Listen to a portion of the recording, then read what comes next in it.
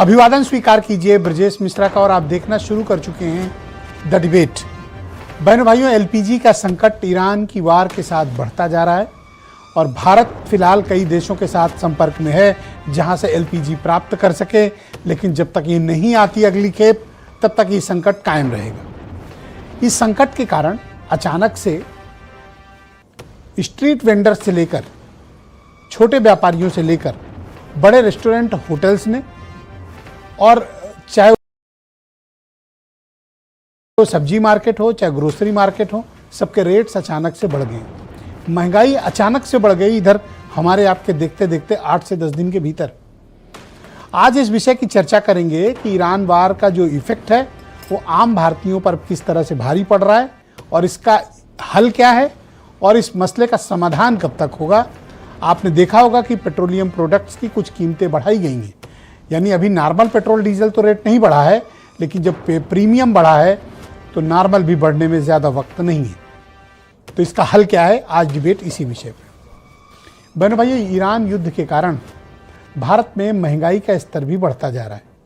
जैसे जैसे हमारी ईंधन की आपूर्ति प्रभावित होती जा रही है, उसका इम्पैक्ट जो शुरुआत में 8-10 दिन नहीं दिख रहा था, वो इम्पैक्ट अब दिखने लगा है। सामान्य चाय जो ठेलों में 10 रुपए की मिलती थी, इन दिनों 15 से 17 रुपए की मिलने लगी। जो 200 रुपए की थाली मिलती थी, अब 300 रुपए की मिलने लगी। सब्जियों के रेट बढ़ गए। वैसे नवरात्रि में फलों के रेट भी बढ़ जाते थे, लेकिन इस बार तो कुछ ज़्यादा ही रेट बढ़ गए हैं। आप सामान्य ग्रोसरी मार्केट जाएं, वहाँ रेट्स बढ़े हुए हैं। किसी रेस्टोरेंट में चले जाएं, एक तो मेन्यू कम हो गया है, यानी सामान खाने के सामानों की कमी है, वैरायटी ज़्यादा नहीं है, और जो है भी उस पर तकरीबन 20 से 25% का अलग पैसे लिए जा रहे हैं। कीमतों में ये वृद्धि हुई है। क्यों हुई है? बहन भाइयों, कमर्शियल सिलेंडर्स बाज़ार में उपलब्ध नहीं है। अगर हैं भी तो बहुत ज़्यादा राशनिंग उस पर हो रही है, बहुत कटौती हो रही है। अगर आपको अपने रेस्टोरेंट में 4 की ज़रूरत है, 1 उपलब्ध है, बाकी 3 के लिए या 2 के लिए आपको कोई और तरीका अपनाना पड़ेगा। तो दूसरा तरीका है ब्लैक मार्केटिंग का। तो जो 1200, 1500, 2000 के सिलेंडर हैं, वो 4-4 हज़ार रुपये, 5-5 हज़ार रुपये में ब्लैक में अवेलेबल है। इसलिए रेस्टोरेंट बंद तो नहीं हो रहे हैं, लेकिन उनके खर्चे बढ़ गए हैं। क्यों? क्योंकि उन्हें ब्लैक में वो मिल रहा है। इस कारण सबने रेट्स बढ़ा दिए। ये रेट कोई ऐसा नहीं कि सरकार की जानकारी में नहीं, सरकार को सब पता है। जब रेट बढ़ेंगे तो सरकार को टैक्स भी उसी रेट पे मिलेगा, इसलिए सरकार को कोई फर्क नहीं पड़ेगा, उसका तो टैक्स बढ़ेगा, लेकिन भरेंगे आप अपनी जेब से।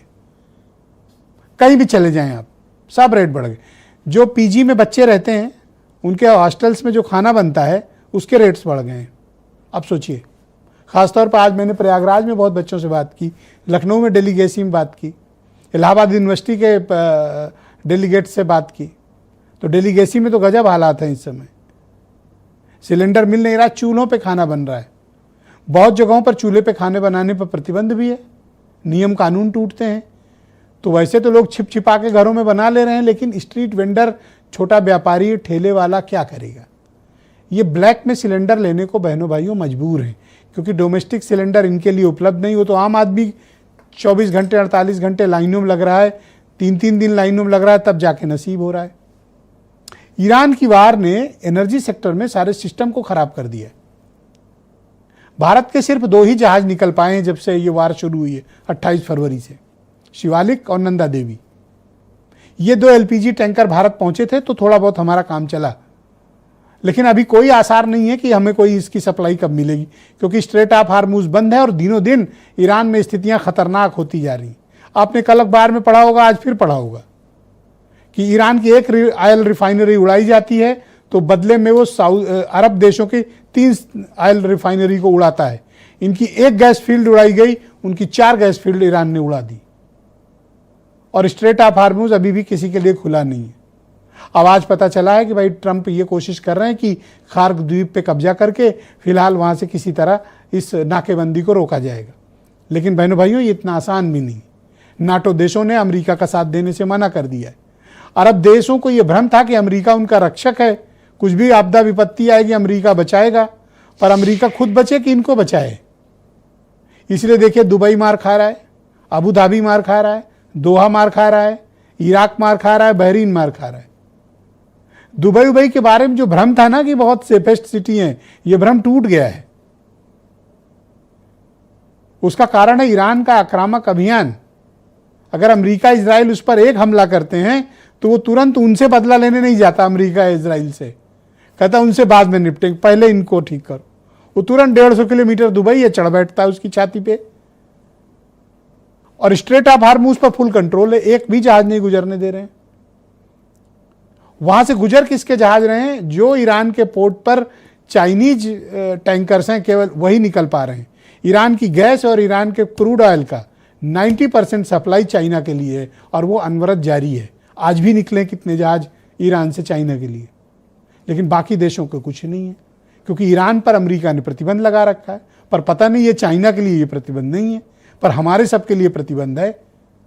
तो ये उनकी वार है, वो अपनी वार लड़ें, लेकिन हम पर परेशानी है कि वार हमारे लोगों के लिए परेशानी का वजह बनी। अब भारत सरकार यूनाइटेड स्टेट से, कनाडा से, नॉर्वे से, अल्जीरिया से, नाइजीरिया से यहाँ से गैस मंगाएगी। लेकिन बहनों भाइयों, गैस कोई ऐसा तो है नहीं कि सिविल लाइंस में मिलती है, डंडैया बाजार में मिलती है।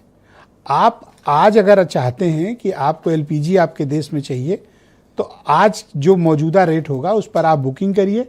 सप्लाई का टाइम आएगा 2 महीने बाद, यानी आज की बुकिंग करेंगे तो मई में आपको उसकी सप्लाई शुरू होगी, और फिर वो सप्लाई आने में 45-50 दिन है।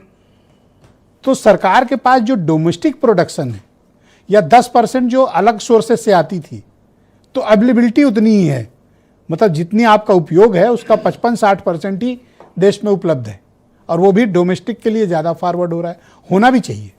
मैं तो कहता हूं कि सिर्फ इसके लिए आदेश नहीं, इसके लिए एक लॉ बन जाना चाहिए कि जितनी उपलब्ध गैस है फिलहाल वो डोमेस्टिक यूजर्स के काम आए, उसको इंडस्ट्रियल या कमर्शियल में नहीं देना चाहिए, क्योंकि ये विपदा विपत्ति या कोई तुरंत खत्म होने वाली नहीं है।